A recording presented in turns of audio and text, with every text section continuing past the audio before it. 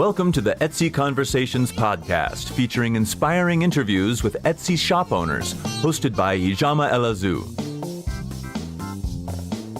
Hi, and thank you for listening to the Etsy Conversations podcast. I'm your host, Ijama, and I thank you for joining me for another episode. And this week, we're crossing the pond again. I love leaving the US and talking to sellers outside of the US, just as much as I love talking to those in the US. But Etsy is a global selling platform, and so it's always nice to talk to people around the world. My guest this week is Anna, and she runs the Etsy shop Anna Fine Jewellery. Anna, thank you so much for being my guest on the podcast, and welcome. Hello. Thank you for having me. Oh, you're so welcome. And Anna and I, in air quotes, met on Twitter. Do you recall that? Yeah. I do remember. It wasn't that long ago, was it? But No. yeah, I remember messaging you on Twitter because I think the podcast that I was listening to was talking. There was the person on there was talking about how they didn't use Twitter, and they thought it was Twitter was a bit dead, and they didn't do anything on Twitter. And I think that's how we got talking, wasn't it? Because I replied and went, I really like Twitter. Yes, I do recall that. And then we exchanged messages just talking about, what works for people and what doesn't. And then I think after Will and Amber from Rewind Teas, you mentioned how it was so odd that 1997 is referred to as vintage if you're, on Etsy. Oh yeah. In this day and age, it's like, yeah, vintage is becoming, I mean, I'm glad because it gives us more that we can sell if you sell vintage. But at the same time, you think the 90s were just 2 days ago. I know, it's crazy. Yeah. So Anna, can you tell us a little bit about yourself? Well, like you say, I'm across the pond from you. I'm in England in a little tiny town called Malvern.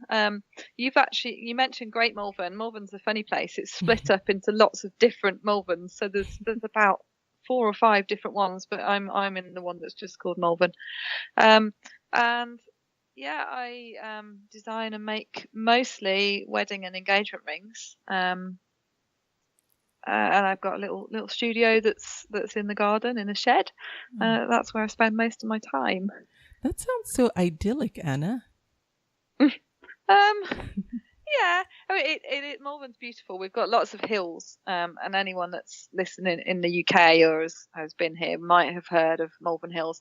It's not too far from Stratford-on-Avon, and I know that's a popular place that people, when they come over here from America, that they want to come and visit. This London and Stratford. Yes.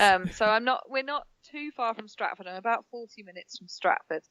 So that just, to sort of bit of geography as to whereabouts I am. But we've got some beautiful hills. And so everything in Malvern's on a hill. The whole town's on a hill. Yeah. So I can't quite see them from my workshop. We can see them from the front of the house, but I can't see them from my workshop. But yeah, it's a lovely place to live. Yeah. It's a great inspiration. I'm going to put that on my list. I really like the English countryside. I know everyone, like if you go to visit the UK, everyone, does London. But then after you've done London, the English countryside is, I think, so much nicer. And I whisper that because I don't want to offend anyone, but it is. Oh, London's good too, but it's good for the day. It's good for a day or so, and then it's nice to leave. Yeah. So one of the things I learned about you is that you studied goldsmithing and silversmithing. Well, I shouldn't say goldsmithing, but jewelry. You actually have a degree in jewelry and silversmithing, which tells me that you are very intentional about your career and what you wanted to do. Because I know a lot of Etsy sellers kind of fall into it because they have a hobby or something they're interested in. Yeah. But you went to school for this. I did go to school for it, yeah. I've probably from as young as I can ever remember, I'd always loved drawing and making stuff. And there was a teacher in my primary school that I always remember and used to say, "Oh, Anna, you're going to go to art college one day," and that kind of stuck. So I did. But yeah, I think I was about 14, 15. and went to a careers fair, because we have them, and you get kind of taken to these things. Oh, what are you going to do with your life? And I knew I wanted to do art of some kind. And then I discovered that there was actually a course in jewellery and silversmithing. I'd not really thought about doing that before, and just got talking to the people that ran it. And I knew I wanted to do kind of craft and three-dimensional things of some kind. And then I discovered that this course existed in jewellery and silversmithing that I couldn't join until I was 18. I had to go and do A-levels and an art foundation first. So I then kind of geared everything towards getting on that. Yeah. Yeah. Would you say, Anna, that in order to build a career as a jewelry maker, and your specialty is wedding and engagement rings, would you say that in order to build a career in that, even though you do have a degree, that even with studying it at the university level, you still need to have some kind of innate talent or artistic bent in order to really be good at it? Or can anyone learn it? I think you've just got to be a bit mad, maybe, to keep going. I don't know. I mean, I left my degree course with my degree in jewellery and silversmithing, not knowing how to set a stone. Because although that was the title of the course, it was a fine art course really. So it's completely about design, and that's what they taught us. It was all teaching design. It's just that the final product that we made was kind of, loosely resembling jewellery. So I mean, I've been a teacher as well. I'm qualified as a secondary school teacher as well, because I did that after my degree, to try and think. I came out of my degree with no money, so it was sort of, what can I do? I need to earn some money. So I did an extra year and got my teaching qualification. And I always used to say I don't teach anymore, I do this full time now, but I always used to say to students that when they tell me they can't draw, or they're not creative, they're not artistic, and I used to say that's rubbish, you just need to learn how to, and it's just about practice. So I think you've got to have an interest, maybe, but as long as, I think I'm quite a strong believer that anyone can do anything if they want to. So, if you're not interested in creative things, then you're probably not going to make a very good artist or jeweler or whatever. But if you want to do it, then I do quite firmly believe that you can. Okay, well, that's encouraging, because I know there are some people who have an interest in the arts and certain types of artistic expressions, but might not be fully trained. And just knowing that if you have an interest, it's possible to learn the skill is encouraging. Now, you define your jewelry as ethical. What does that mean? Well, I think I define myself as ethical as well as my jewelry. Okay. But basically, I try and use I do use recycled materials as much as I possibly can. So the gold that I use will be recycled gold.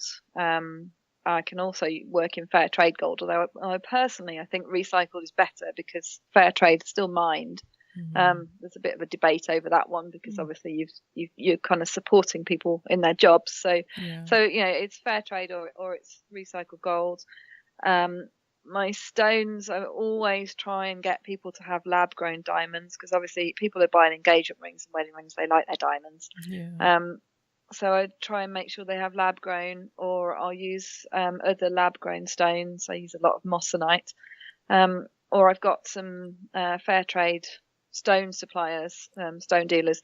There aren't actually any official fair trade stone dealers. It's not something that is in existence at the moment. I think it's something that the Fair Trade Foundation are working on. But I'll make sure I've got people that I trust, that I know that are paying the stone, it's paying the miners a decent wage and a decent condition. So that's how I always try and I'll always buy from them. So basically, I wouldn't buy any raw materials from somebody I don't know who they are. I always ask questions: where these come from? Okay. How have they been made? That kind of thing. And all the techniques that I use are just me sat in my workshop. So the way I make my jewelry has been done for hundreds of years by other jewelry makers. There's an awful lot of CAD/CAM used these days, so there's lots and lots of jewelry that is done with 3D printers, and that's fine as well. But I'm kind of hanging on to my craft, if you like, and it's all done with traditional hand jewelry making techniques. And that gives you a different angle too, because like you said, I know 3D is growing, and a lot of art is bending towards being made using 3D machines. And so if you're able to say that what you craft is 100% handmade, which yours is, there's a whole different market of buyers that want things that have been touched by hand and not made with a machine. Not to say there isn't a market for 3D, because there is too. Oh yeah, there is definitely. But I think it's quite important to try and sort of not well, I mean, people are losing their ability to make things and mend things, and just be creative and make stuff with your hands, because everything nowadays is just you type it into a computer and out comes a finished thing. Which is fine, like you say, there's a place for all of that, but that's not what I do. So when it comes to thinking about scaling your business and growing, because everything you make, you touch by hand and you make it by hand, do you worry sometimes about just being able to grow fast enough or big enough? I used to, and then I kind of came to the conclusion, actually, and I used to spend loads of time trying to grow my business and look at marketing and how am I going to, I've got to keep growing. And then I kind of thought, actually, why do I need to keep growing? Because I've got, I don't earn a fortune, but I earn enough. We've got a roof over our heads. So, I've paid for my house. I've got enough money to live on. We don't go on massive holidays all over the world or anything, but actually we've kind of got enough. And that's part of, having my kind of ethical environmentalist lifestyle as well, that actually looking at what I've got and thinking, well, I've got everything that I need. So in actual fact, I don't necessarily have to grow. I like that, because to me that says you're doing what's best for you and for your business. And I think sometimes some of us get carried away with looking at what everyone else is doing and then trying to match that, when in actuality that might not be the path for us and our own businesses. I think that's exactly, definitely the case. And I used to think like that, and you look at everybody else and you think, oh, I've got to try and be like this person, and I've got to be in this exhibition and be in this show, and I still do that. I still, because you get emails coming in with the various kind of sort of high-end craft fairs and exhibitions to apply for and things, and I start looking at the form and thinking, oh, shall I apply for this show? And I think, well, actually, if I have too much more work, I wouldn't be able to do it anyway. So it's just me, and it earns enough. I mean, I'm kind of working. I do the promotions and things that I do. I'm kind of working at capacity anyway. So I'm doing as much as I can. So I'm quite happy how I am. Okay, I like that, and I feel like I'm taking this conversation off on it in a different direction, but we're not following the script at all, Anna. Oh, sorry. No, I haven't got the script. There is no script. So then that leads me to ask you another question. Like at the beginning of the year, or at some point, on a regular basis, do you have a meeting with yourself and decide what your goals are for the next specific period of time, be that the next calendar year or business year or the next quarter? And so you determine what your goals are, maybe your financial goals and where you want your business to be, and then just work towards that. And then at the next juncture, do the same thing again. So that way you're only focusing on what's working for Anna Fine Jewelry, not really looking around at what other people are doing and trying to match up. Does that make any sense?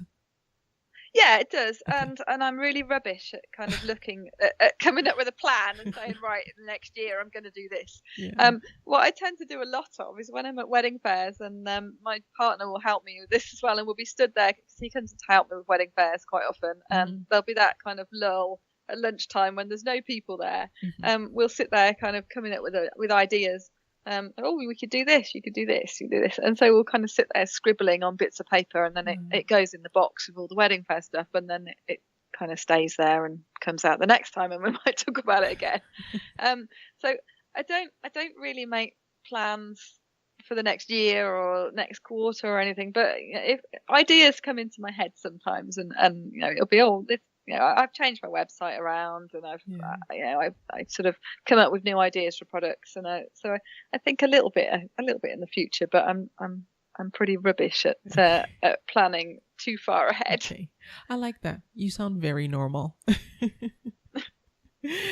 Okay. So Anna, how did you discover Etsy? What led you immediately to Etsy, and was that the first place you first started to grow your business? It was a long time ago. I looked this up earlier on. It was 2009 when I first joined Etsy. Okay. So I set up, because like I said, I did my degree, and then I became a teacher and didn't do anything with, I suppose I did do stuff with my degree, but I wasn't really making jewellery. I was a teacher for about 5 years after my degree. And then I had my daughter, and found that I was going into school every day, working full time, teaching other people's children, and my heart just wasn't in it. So I thought, I've got to change this.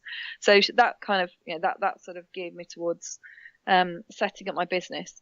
And Etsy was just sort of, I knew about Etsy then, but it was probably just becoming popular here. It was probably more popular in America, because there weren't, when I first joined it, I don't think there were many people really knew what it was.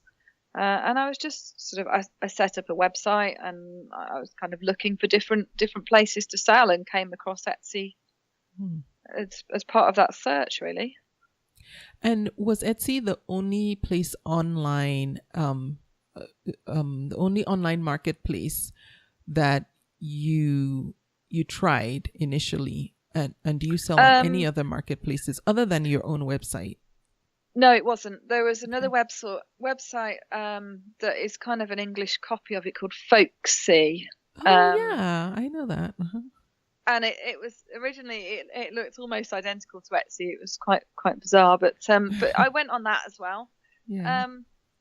And yeah, my website, and I was kind of looking for as many free places as I could to sell, because so yeah, it was probably my own website, Etsy and Folksy. To be honest, I hardly sold anything online to begin with. And I did sort of craft fairs and things, but I mean, I wasn't making wedding rings at that point. I was kind of just making like sort of lots of silver jewelry, sort of cheap, well, not cheap, but sort of cheaper end,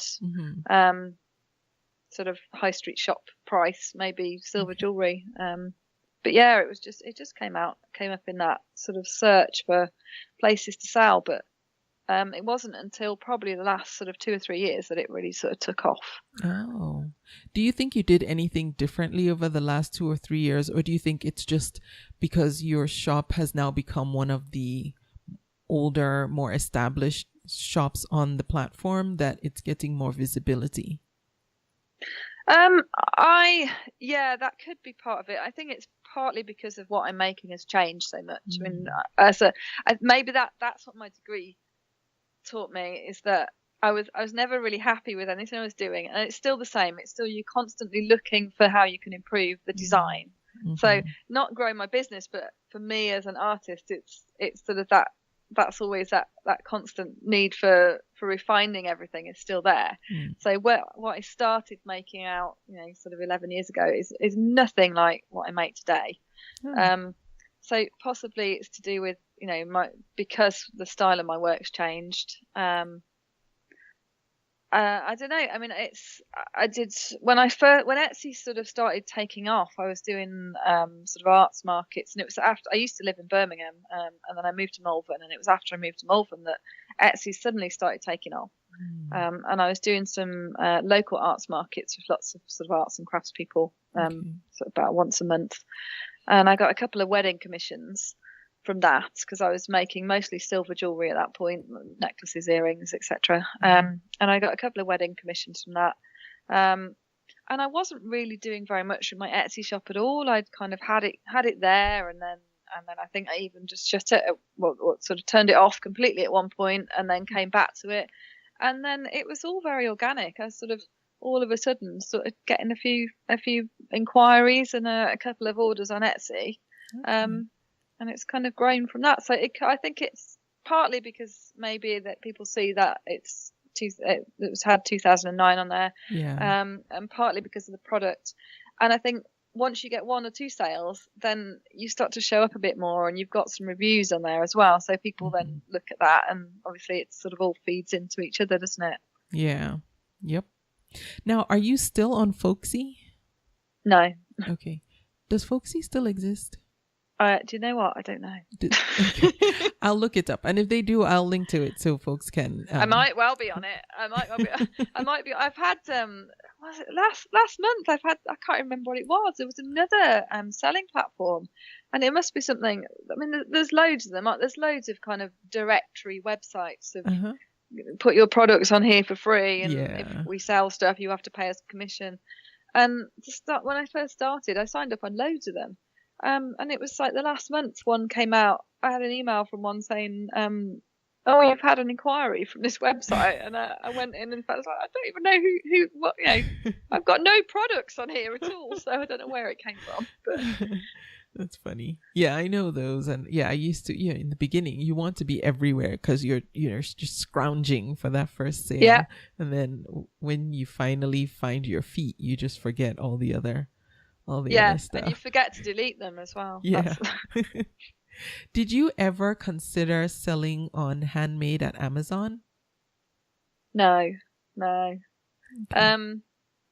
Although I have looked at it, and I remember when it first appeared, and I thought, well, this is really expensive to go on here as well. Yeah. And Amazon's more, well, I mean, Amazon's kind of gone like eBay. And we won't get political, but it's one of those companies that we have to boycott now, isn't it? So I don't buy from Amazon now. I see you. But yeah, I don't think it would be quite the right place. Okay. All right. So let's talk about time management. What does your typical day look like? Just running your business. You do this full time now. I do, yeah. Well, I start more recently. I mean, I was saying about not wanting to grow, but things kind of just grow organically, don't they? As more people find out about you, it's a slow process of growing, but I do find I've got more orders and more inquiries coming in. Yeah. So I tend to start about 7 o'clock because I've got two children, so I get up and try and do an hour of work before they get up. And then my youngest then goes to school. My eldest is home educated, so I've got her at home as well. Okay. But she's 13. She's studying for GCSEs, so she kind of she doesn't need an awful lot of teaching. It's kind of just making sure she's carrying on with her studying. Yeah. So she sort of looks after herself most of the time, and it's the occasional, can you come and help me with this? Okay. That sort of thing. So then I get sort of just after 9 until 3 o'clock in my workshop, and then it's collect my son from school, and then normally becoming a taxi service for the next kind of 3-4 hours, and that kind of thing that you do. And then it used to be that I used to try and do a bit of work in the evenings, but obviously now I've got a 13-year-old. She's not quite often not in bed till about 10 o'clock, so it's usually, that's why I've started trying to work a bit more in the mornings. But sometimes if I've got, I'll try and make sure I get my workshop time, my makings done in the daytime when my son's at school, and then admin work and that kind of thing. Sort of, I can sit and do that later on in the evening if I need to, without having to, so I'm about and without having to be in my workshop. Okay. But my workshop is at home. It's in the garden, so it's it's not like I can't go in there. I just don't like going in there in the dark. Yeah. Now it's all you. You do everything. Yep. Okay, so you're truly a one-woman business. Do you find that you make every day? Do you intentionally set time aside to create every day, or are there some days where you are just handling administrative duties and not in your studio making? Yeah, there's always days when that happens. Mm-hmm. I mean, it's tax return time soon as well, so there's I can sometimes I could spend most of the week on admin, and I think, I've not been in my workshop at all this week.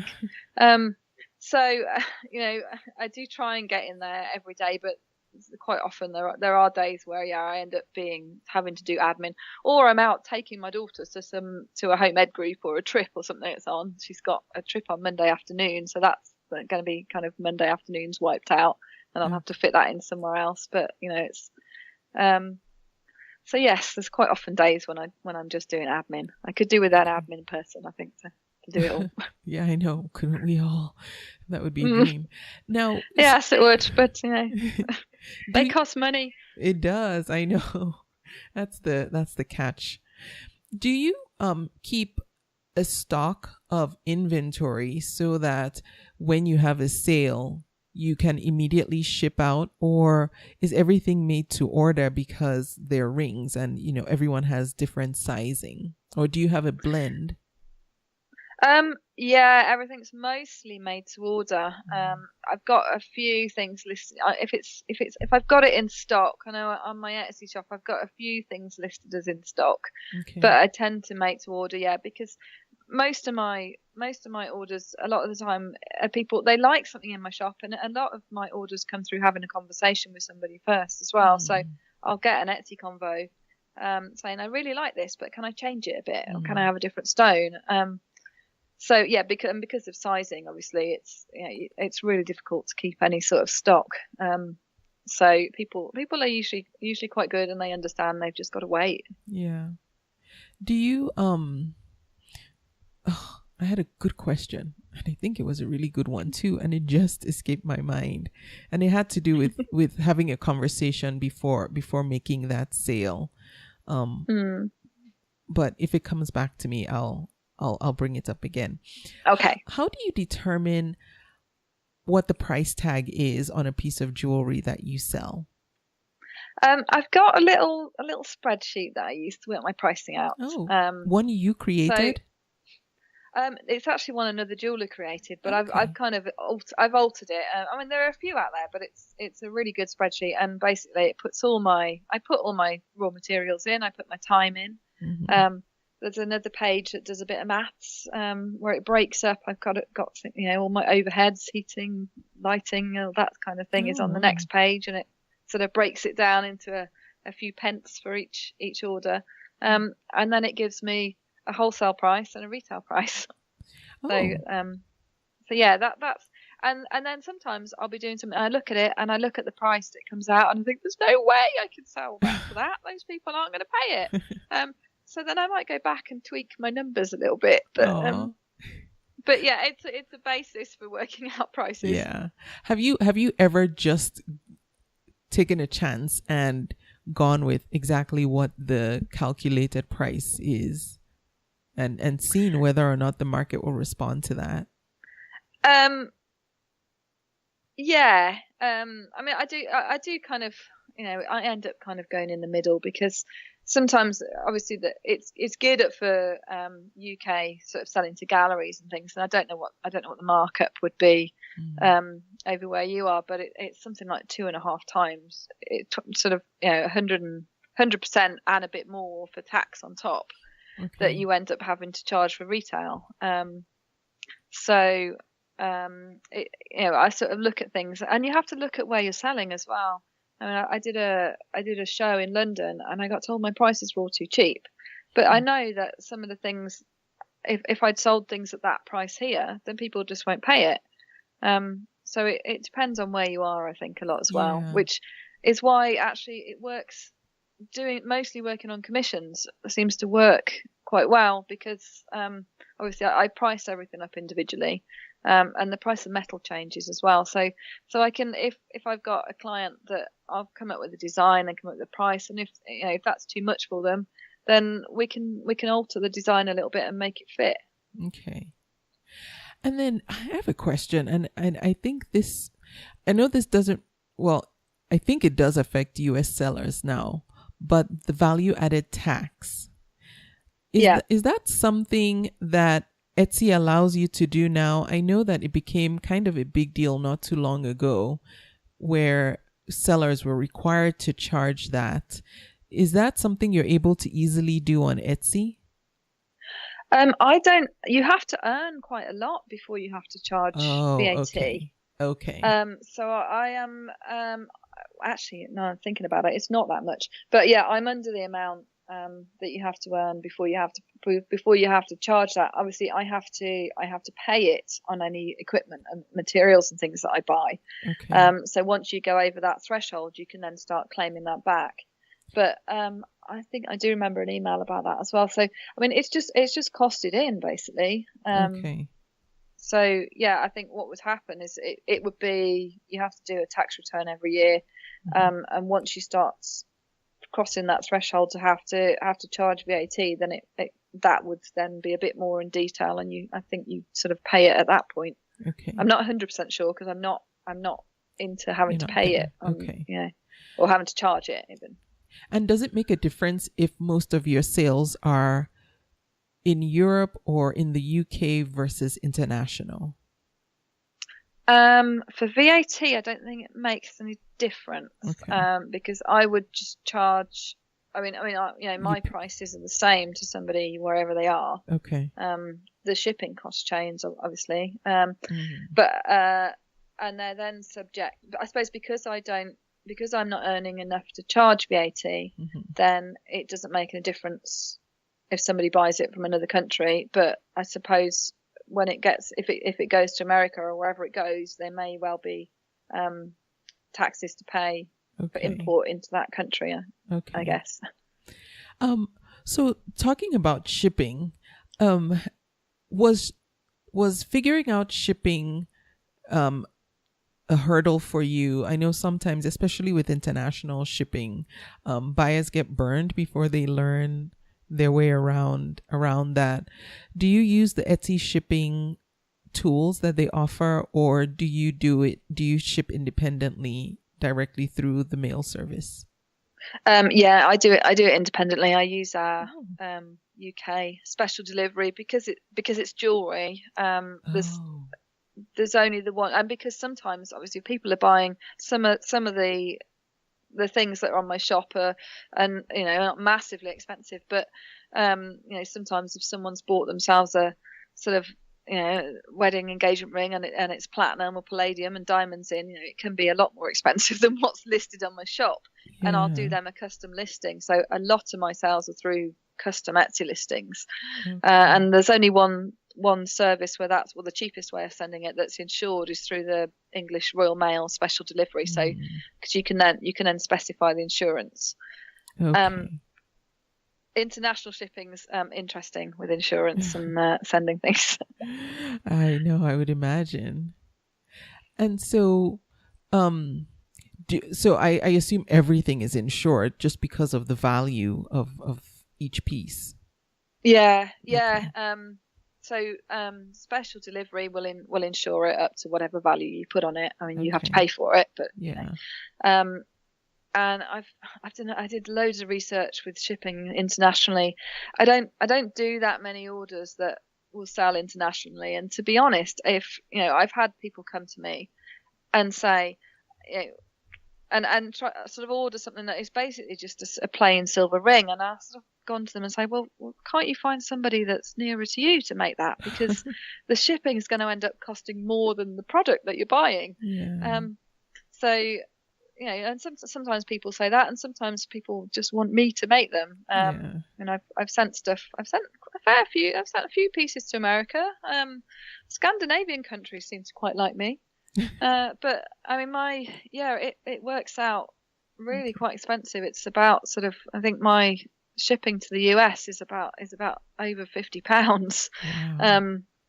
which pounds to dollars are kind of more or less the same, aren't they now? It's not that much in it, so Yeah, you're it's probably pretty looking at, close. yeah. So you imagine you're buying something and then you've got to pay $50 shipping. But Yes. people seem to not mind sometimes. Yeah, and that concerns me too sometimes. Concerns in that, sometimes I wonder, like, if I had a sale to Russia last month, and Wow. like you, I emailed the buyer. I said, don't get me wrong, I want to send this to you, but this is what the shipping is. I have calculated shipping, so it will tell them. So the buyer knew exactly how much it was going to be. And yes, at the back of my mind, I know that if they complete the transaction, they see the shipping, they're agreeing to it, they pay it, and it's done. But still, I feel a bit guilty when I see how much shipping can be. And, I'm like, okay, this is what the shipping is. And if for some reason I get, there's, it's any less for whatever reason, I'll give them back, some of the money, just because I'm like, okay, it was already expensive to begin with. Here's $2 back or whatever. Yeah. I mean, I actually lose a bit when I ship to America, because I thought I just can't charge this amount. Yeah. So I think it cost me a little bit more than I've actually got my shipping price at. Yeah.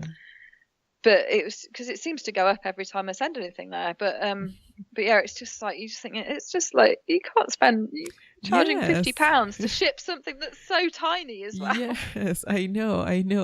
And, I think we have to convince ourselves that the buyers are okay with it because they completed the transaction. But there's still that guilt about just, why should you have to pay so much to get this? It's not that, well, your rings are special.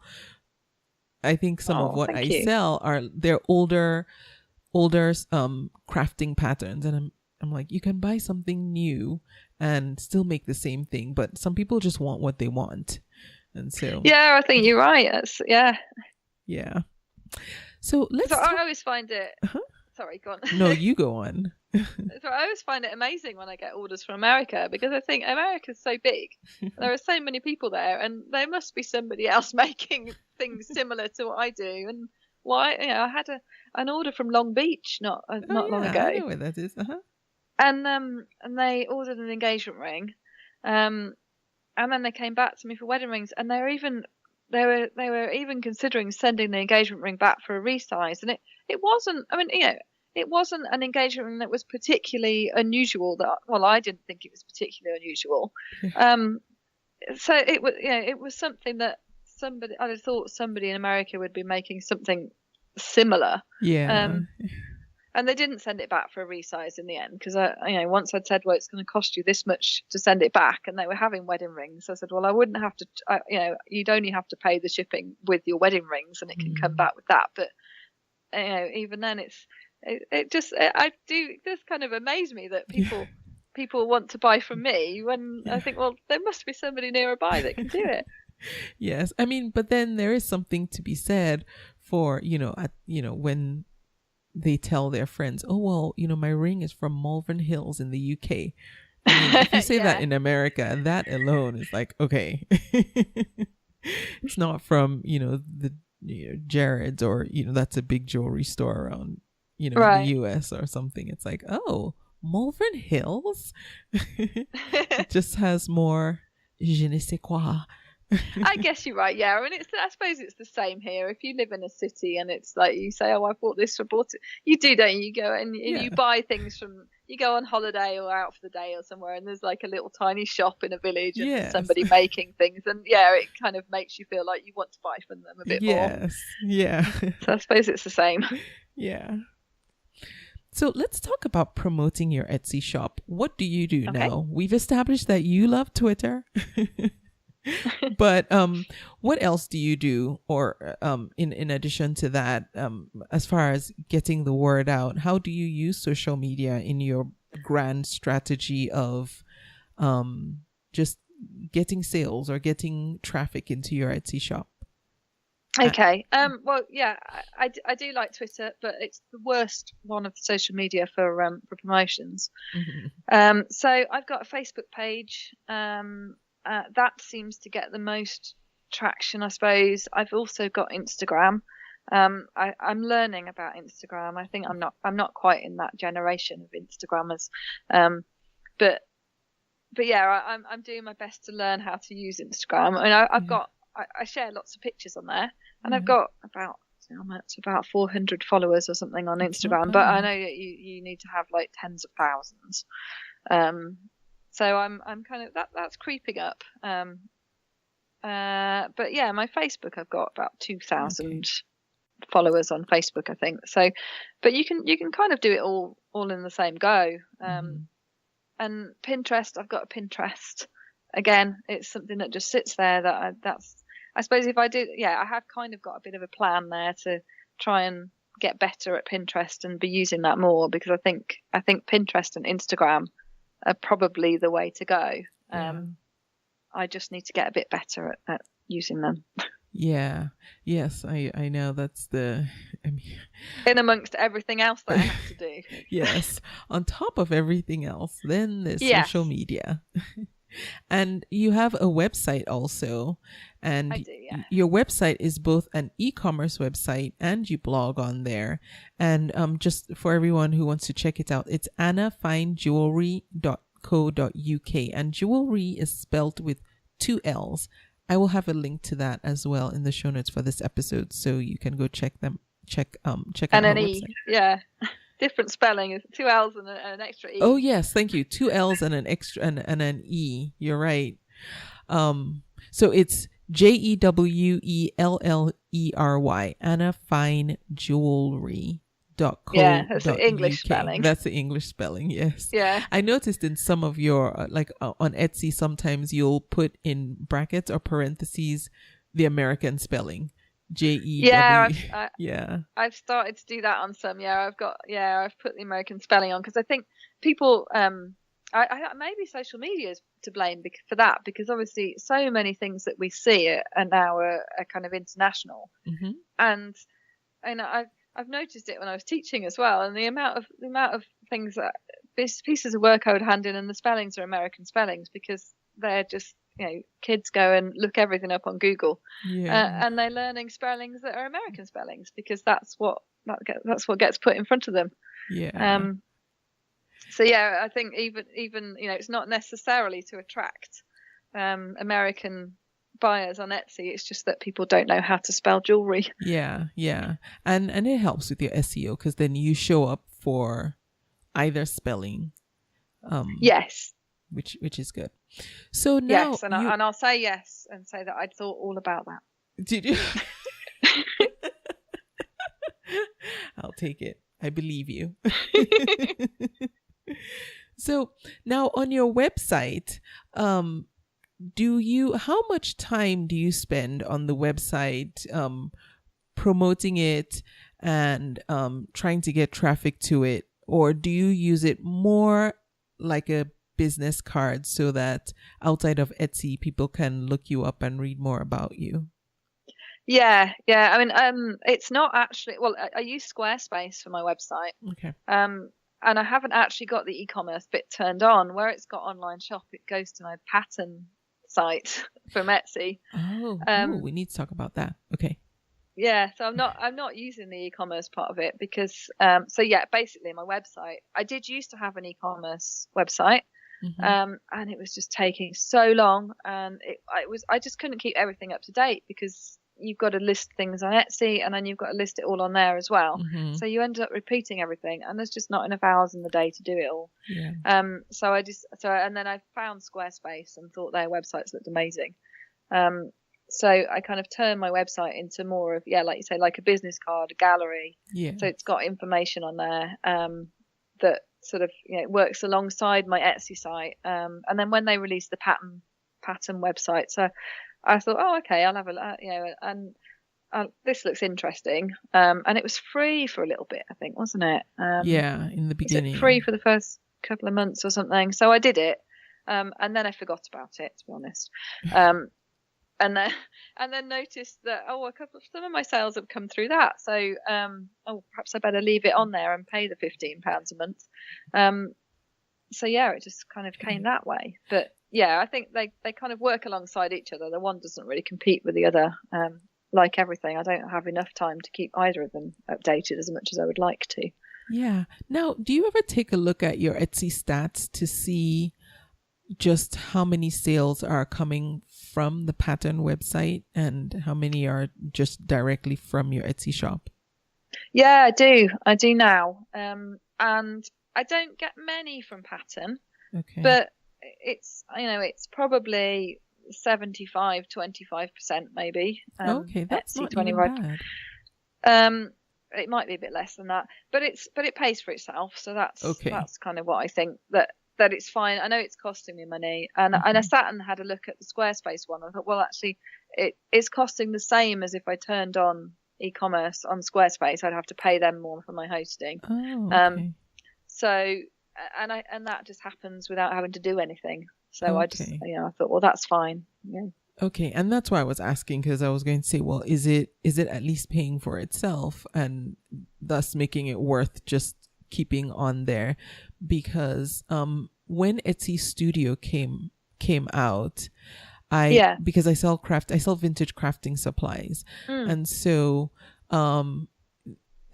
before they opened, all the supply sellers, Etsy reached out and said, hey, this platform is coming out.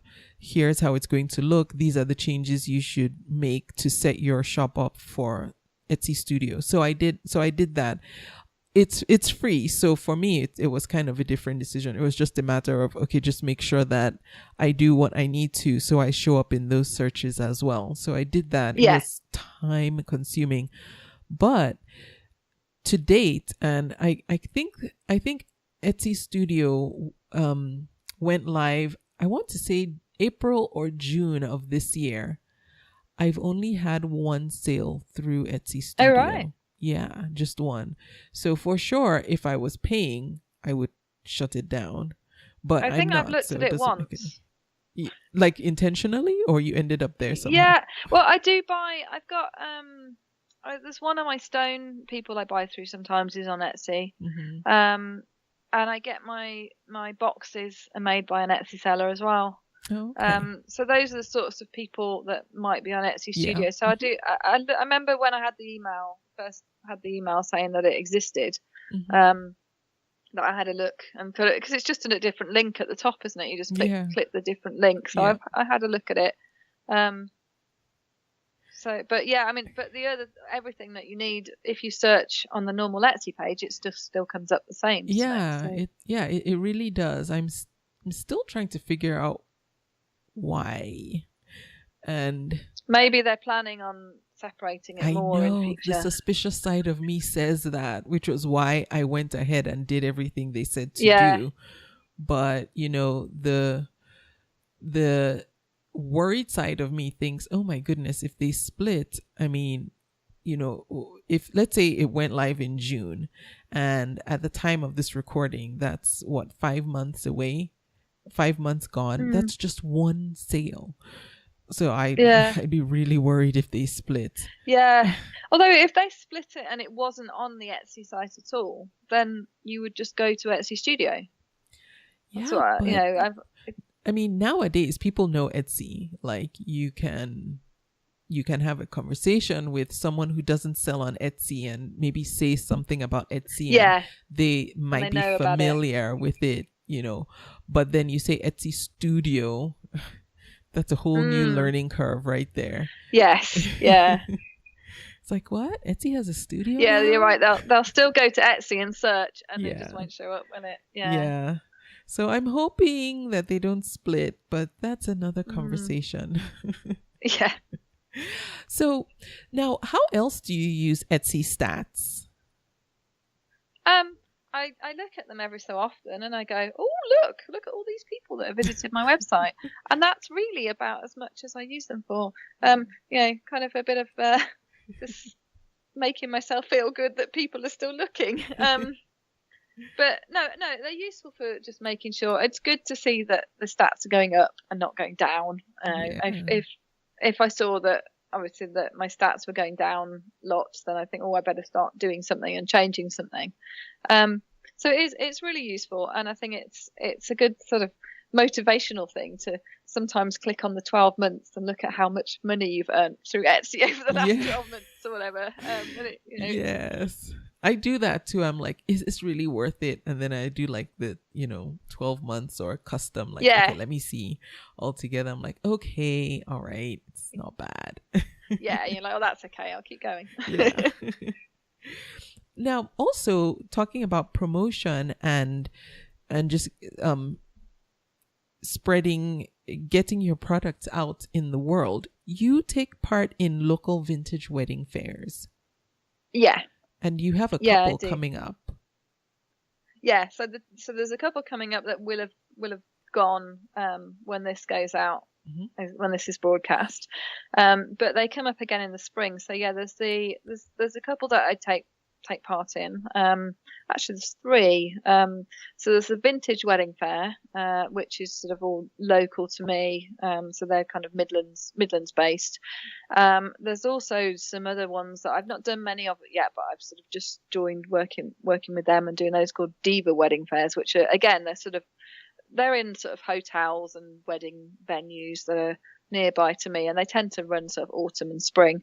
And then there's a new one that I will have just done when this goes in there, called the Eclectic Wedding Extravaganza, which is an alternative wedding fair. So if you imagine what you would think a traditional wedding would be, and just then can think complete opposite to that, then I think that's what that one's going to be like. There's going to be lots of skulls and gothic dresses crazy cakes and things, and so yeah, that one's going to be quite excited. That's 2 days that one's over as well, and there's an event on the night time and everything. So it's a hotel job, go and stay over and then do the next day. Okay. But those come around again in the spring. Okay. Now for shows that aren't traditional, like the Eclectic Wedding Fair coming up, do you tend to make a product line that might be more in line with the theme for that particular fair, or do you keep your product line the same, and if people like it, they like it, and if they don't, they don't?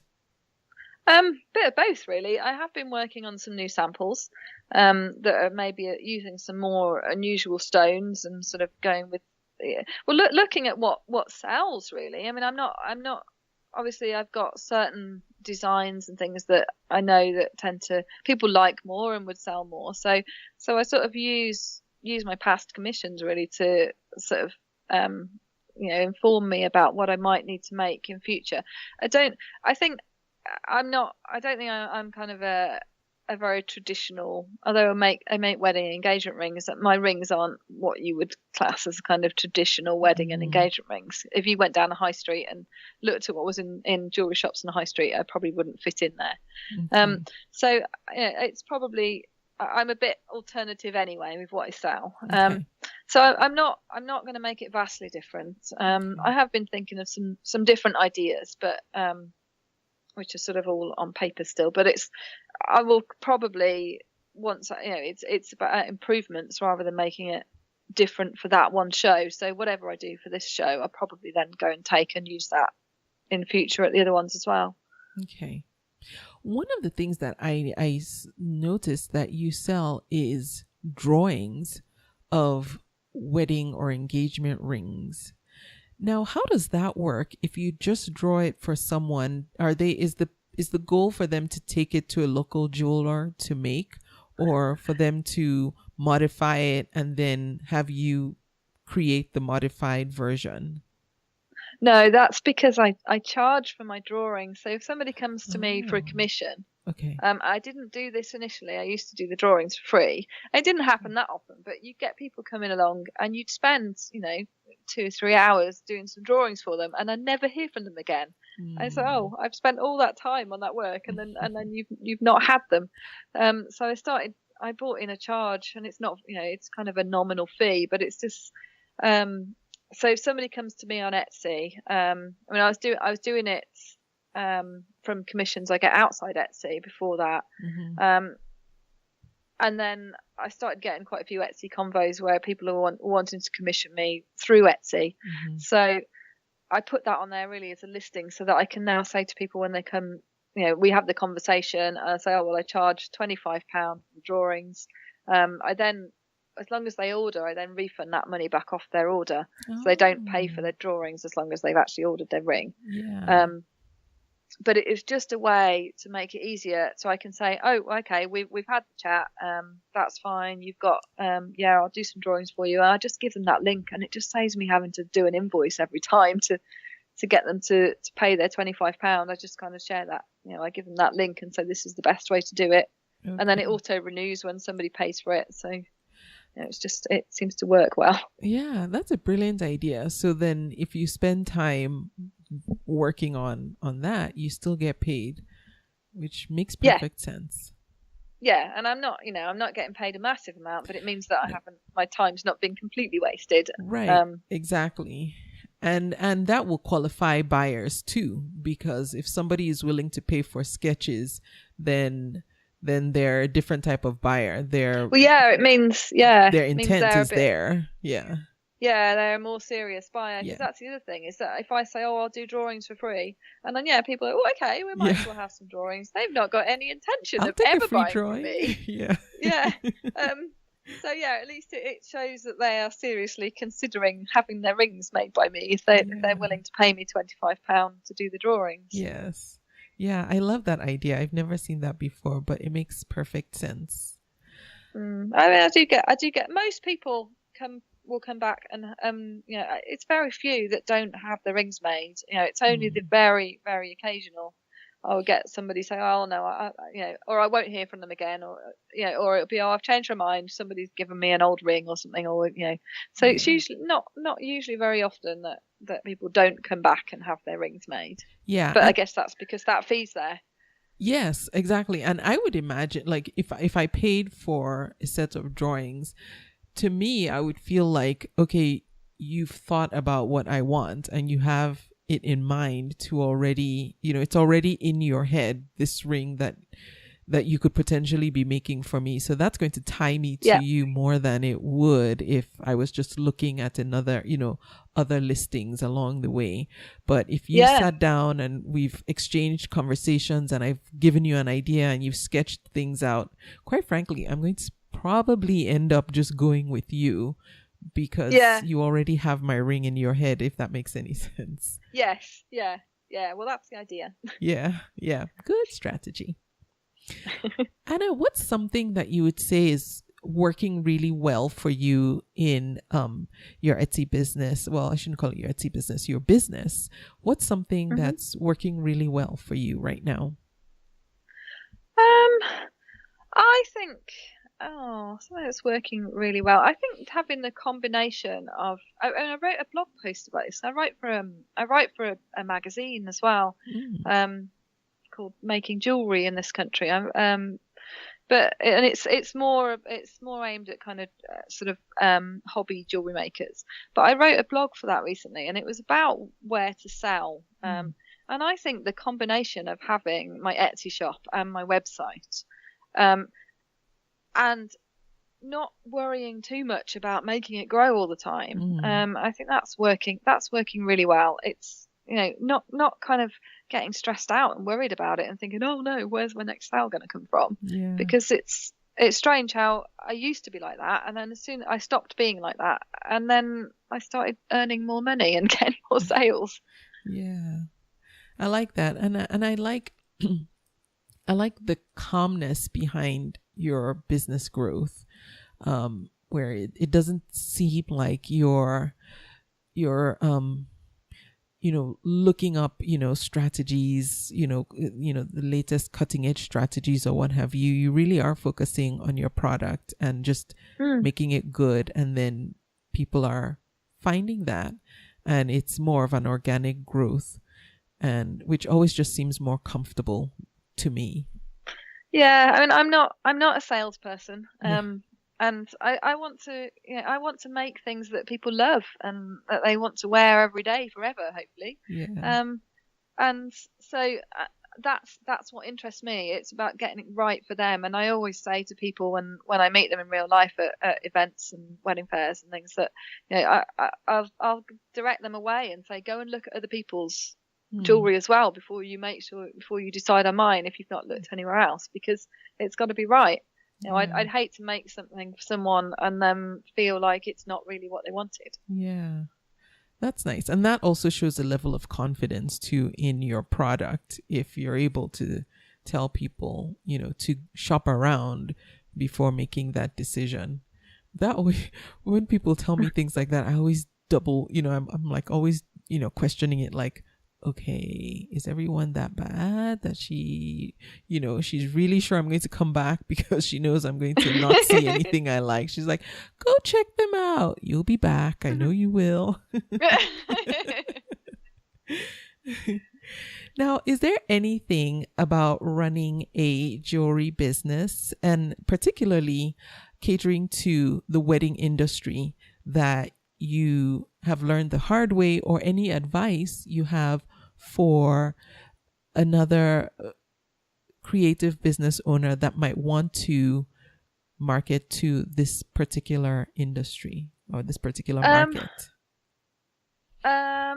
It's there are a lot of people out there that I don't know. I don't know if it's more maybe more that I've noticed, and I've done sort of craft events and wedding events, and there seems to be more kind of hard sell happens in the wedding industry.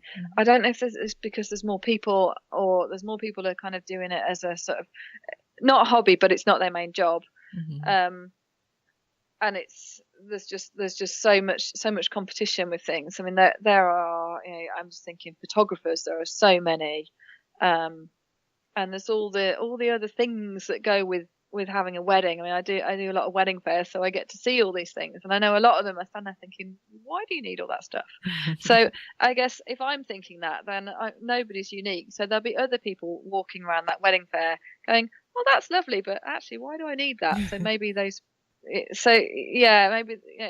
you've got to be. Maybe I'm less so because. Because that's just not me to put a hard sell on. But perhaps some of the other things that are in, you know, things like invitations and, you know, and sort of decorate your venue and all the other stuff that goes with it. There's so many people doing it. There's a lot of competition. So I think you need to be prepared to be able to sell yourself. Yeah. It's a good market to be in, but competition is stiff. I mean, I went into, again, it was a very kind of organic process, but before I started concentrating and specializing in wedding rings, engagement rings, I wasn't making a living out of what I was doing. You know, I was teaching, doing supply teaching, and I was doing workshops in schools and things. So it wasn't my main income. And it was only when I started going over towards weddings that it was able to become my main income. Have you enjoyed now being in the wedding industry, or do you sometimes think that it might just get too, not crowded? I mean, which it is, but weddings are going to happen, you know. They're just going to happen. Well, that's the thing, isn't it? Yeah, they always have. And, you know, we had a recession here. And I was selling jewellery that on arts markets, and it's an impulse buy. People are coming along and seeing you on a market stall, and they haven't got money to spend on things. So, but yeah, weddings will always happen. And you get to meet so many different people, and people wanting things that are so different as well. You know, each person that comes along has got a different idea about what their wedding is. So yeah, and lots of those people are not going to be my customers because they want to go and shop in a high street, and they want very traditional looking gold and diamond rings, and that's fine.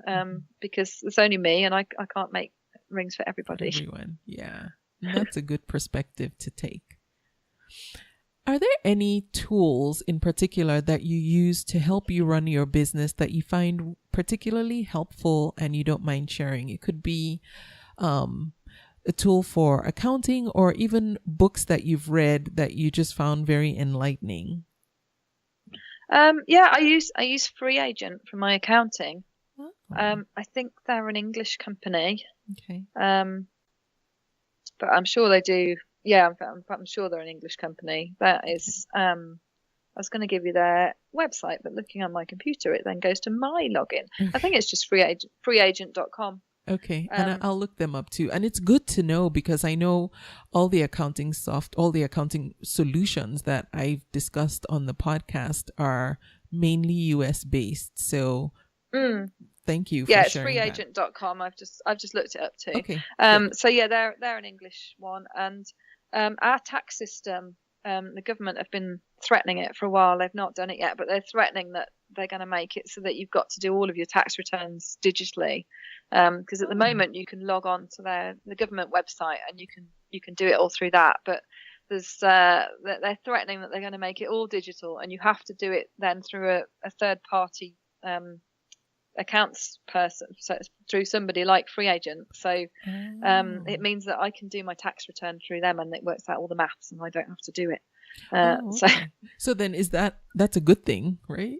Oh yeah, it's great because my partner's self-employed as well, and he sits there with his Excel spreadsheet working it all out, and takes and because that's the way he likes to do it, and I just look on my banking tab on Free Agent, and it's just done it for me.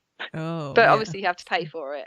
Yes, but some things are worth paying for, I have learned. Yeah, and I don't have an accountant, so I kind of think, well, this is instead of paying accountancy fees. So yeah, I think it's £18 a month or something like that I have to pay. Okay, well that sounds reasonable for what you get. Now, when will you know if the government now makes you use a third party agent? Is that something that they're still discussing right now? Does it look like that's the way it's going to go for sure? I think it will go that way eventually, and obviously our government's a bit all over the place at the moment. But I think they keep changing their minds about when that's going to be, because I know there have been dates as to when that was going to happen.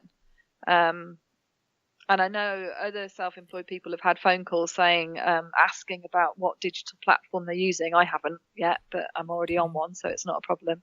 Okay. So yeah, I think it probably will happen. I'm not sure when though, but I think it's possibly fairly imminent. Okay.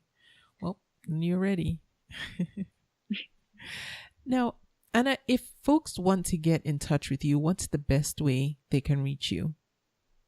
Either Etsy Convo, or through my website. There's a contact form on my website. Okay. So either of those methods would be, they can find me that way, or on Facebook. I turn my messages off on Facebook, but they can reply to posts and things, or Instagram, the same as that. But it was getting so much having Facebook messages on. And I was getting messages from all over the place. So probably website or Etsy are the best places to get in touch with me if they want a quick reply. Oh, okay. All right. Sorry, you just opened up a can of worms. You can turn off messages on Facebook? Yeah. I did not know that. Okay. Yeah, in the settings you can turn off it. I can't remember. It's somewhere in the settings, but in the bit at the top where it's got the buttons and it says to message them, you can turn that off completely. Okay, thank you. On your page, not on a personal profile. It has to be on a Facebook page. Yeah. Oh, okay. Well, that's good to know. I did not know that. I think I've got it set so that when it's on my Facebook page, it then goes straight to my website contact form. In fact, I'm sure that's what I've got it set as. So you can change it. Okay, good to know. All right, so I will link to Anna's Etsy shop so you can send her a convo if that's your preferred way of reaching out to Anna. And her Etsy shop is that's Anna Fine Jewellery, right? And that's JEWELLERY. And also Anna's website, annafinejewellery.co.uk. By the way, congratulations. I saw on your website that you won for this, was it Small Business Sunday, I think, right? Oh, yeah. Yeah, I don't know if has Theopathetus and Dragon's Den found their way to you to America? Me? No. Well, do you get that on American TV? There's a program here called Dragon's Den. That's like Shark it's Tank, I'm guessing. Maybe there's a whole load of very, very wealthy people and successful people, and they sit in a room and people come in and have to pitch business ideas to them. Yep. Yeah. So one of the people that was one of the dragons was Theo Petitus, and he's a very successful businessman and has had retail mostly, lots and lots of, obviously he's a very rich person, and so when he got Twitter, which wasn't that many years ago, he decided he was going to help small businesses on Twitter. So it's a Twitter thing. And he said he just sort of a Sunday evening, and he just thought, right, I'm just going to retweet some people because I've just signed up for Twitter and like instantly got millions of followers. So every week now you can, on a Sunday evening, businesses can, so that you tweet him with SBS and a reason why he should retweet your business. And then on Monday he'll pick 5, or was it six, I think, and he retweets them. And then that counts as that you've won your SBS. Wow. You're then an SBS winner, and you can go to an event and stuff as well. And so it's. Do you only have to be in the UK? I don't know. I think it's UK, but I'm not sure. Yeah, because they have live in-person events that you get to attend if you're one of the selected ones. So I would imagine. Yeah. Probably, but I mean, I guess if you have the budget to travel, it would be something nice to attend if you were picked. Yeah, I mean, there's a website as well there's an SBS shop website as well, which I'm not actually on at the moment, because that was set up a couple of years ago. Actually, that was set up, and then they gave it you for free for a bit, and then they started charging you for it, and I wasn't getting any orders on it, so I just turned it off. Okay. But I think it's gone free now, so I should look into turning it back on again. Okay. So then, but it is like sorry, go. No. It's like what? It's a bit like a sort of jumble sale of products on there, because obviously anybody can become, obviously when he's retweeted them, he picks it's a very eclectic mix of businesses. So I mean, that was partly one of the reasons for thinking, maybe this isn't, although I get to be part of this shop because I'm an SBS winner, it's not necessarily the right platform, because there's just so many different products on there. I'm trying to think of a shop that it'd be like, but it's like a big department store, and so like an Amazon, maybe it's not where you can find it is like anything. Yeah. So how it works again is you tweet him and you use the hashtag SBS.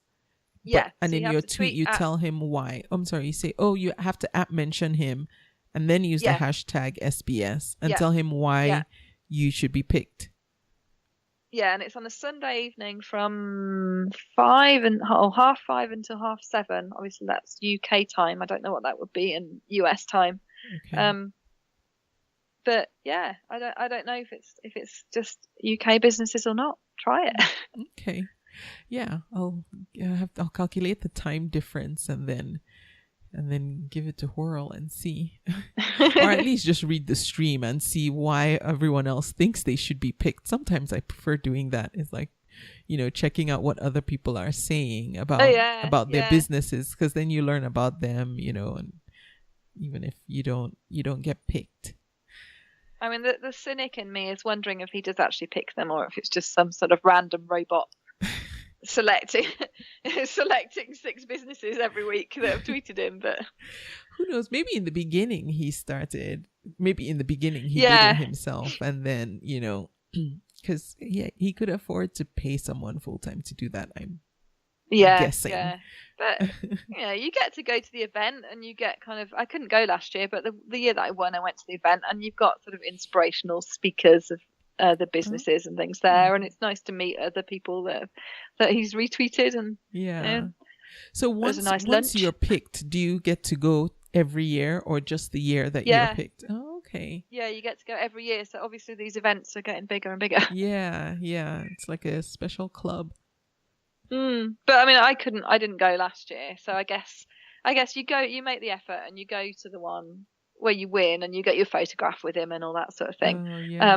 And then I suppose people might necessarily go to the next one because it's kind of the same again. Mm-hmm. But yeah, it was good. It's good. Yeah, interesting stuff. But All congratulations, though. Thank you. Congratulations on that. Yeah, it's always nice to be recognized. Yeah. Yeah. Anna, thank you so much for being my guest and for sharing just about your business and how you run it and how it's grown and just where things are. I enjoyed getting to finally speak to you in person. I will be on Twitter, so I'll still be there. and thank you again so much for taking the time out of your day. Oh, thank you very much for having me. It's been great talking to you. Thank you. You're welcome. And I thank you for listening to the podcast. I will be back next week. Thank you for listening. You can subscribe to the podcast in iTunes, and while you're there, please leave a review too. Visit convome.com to leave a comment or feedback on this episode.